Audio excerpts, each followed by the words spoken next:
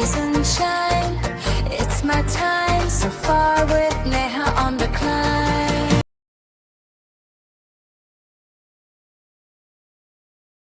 हर हर महादेव मित्रों। तो आज के सफ़र पे हम चल रहे हैं आगे की ओर और हमारा सफ़र शुरू हुआ भजनों के साथ। मंजू आंटी, कंचन आंटी, बुआ जी सब एक ही राग में थे। राधे राधे नाम की गूंज पूरे बस में गूंज रही थी। मुस्कुराहटें थी सबके चेहरों पर। मज़ा ही मज़ा था सफ़र के हर पल में। बस के हर एक मोड़ पे भक्ति का रंग चढ़ा हुआ था और जैसे कि लग रहा था महादेव हमारे संग ही चल रहे हों। और फिर एंट्री होती है हमारे बस के सुपरस्टार्स की। छोटा सा बच्चा पर कॉन्फिडेंस भरा, माइक उठाया और सबको कर दिया हैरान ज़रा। ओम नमः शिवाय जब उसने गाया, पूरे बस ने उसे सुपरस्टार बुलाया।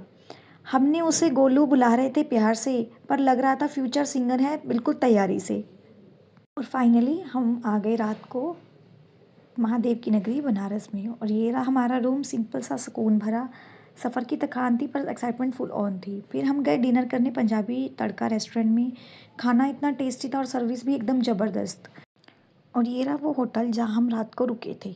उसके बाद हम सब मिलकर निकल पड़े आगे काल भैरव बाबा के दर्शन के लिए। भीड़ थी हज़ार की और कृपा थी भैरव सरकार की। और हम सब मंदिर की ओर बढ़ते हुए देखिए कैसे लाइन में हम चल रहे हैं। ये हमारी भाभी जी, हमारे भैया, हम सब धीरे धीरे करके मंदिर की ओर बढ़ रहे थे। सिर्फ 5 मिनट में ही हम मंदिर के द्वार पहुंच गए। और काल भैरव जी शिव जी के एक अत्यंत उग्र और रौद्र अवतार हैं, जिन्हें काशी का कोतवाल भी माना जाता है।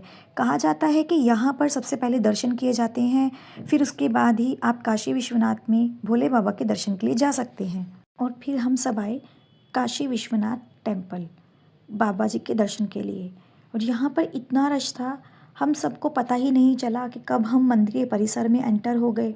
और मंदिर के जैसे ही परिसर में हम आए, यहाँ की वाइब भी इतनी अलग थी, जैसे ज़िंदगी की हर एक उलझन ही सुलझ गई हो। अंदर जाते ही पहले हमने बाबा के दर्शन किए।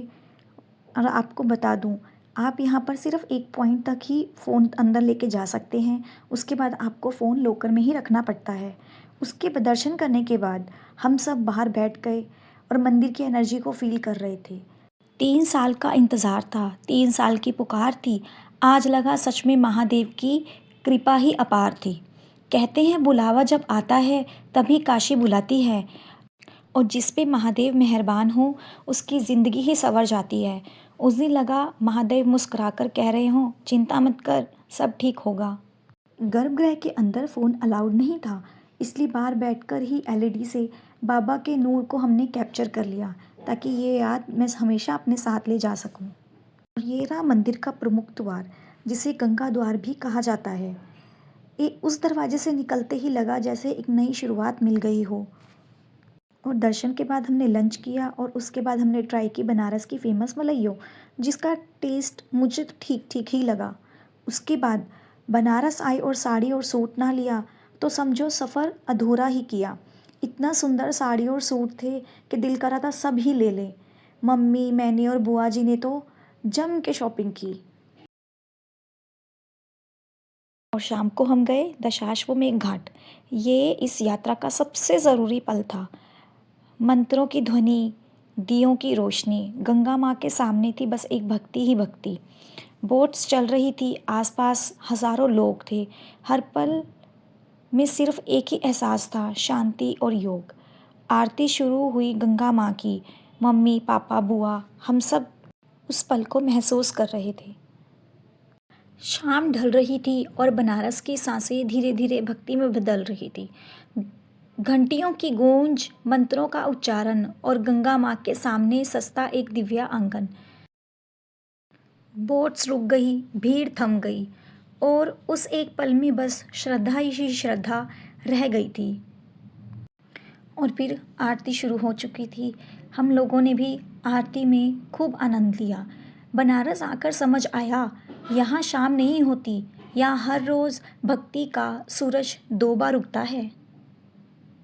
और आरती के दर्शन करने के बाद हम सब चल दिए दशाश्वमेध घाट की तरफ से सभी घाटों के दर्शन के लिए।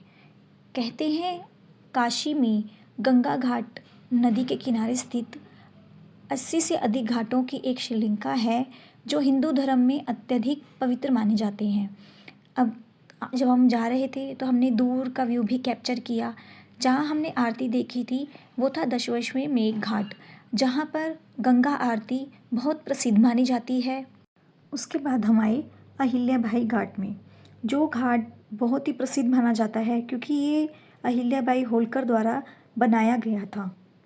कहते हैं अहिल्याबाई घाट को पहले केवलगिरी घाट के नाम से भी जाना जाता था, और जैसे ही हम आगे बढ़े तब हमने देखा पंचगंगा घाट, जहाँ की लाइटिंग बहुत ही सुंदर थी। और फिर हम आए राजा हरिश्चंद्र घाट पर। कहा जाता है कि पुरानी कथाओं के अनुसार यहाँ राजा हरिश्चंद्र ने सत्य की रक्षा के लिए ऋषि विश्वामित्र को अपना सब कुछ दान कर दिया था और इसी स्थान पर एक डोम के यहाँ सेवा करते हुए अपने कर्तव्य का पालन किया था। फिर हम आए ललिता घाट, जो मंदिर के प्रमुख द्वार गंगा द्वार से जुड़ा हुआ है। उसके साथ ही हमने मणिकर्णिका घाट देखा, जहाँ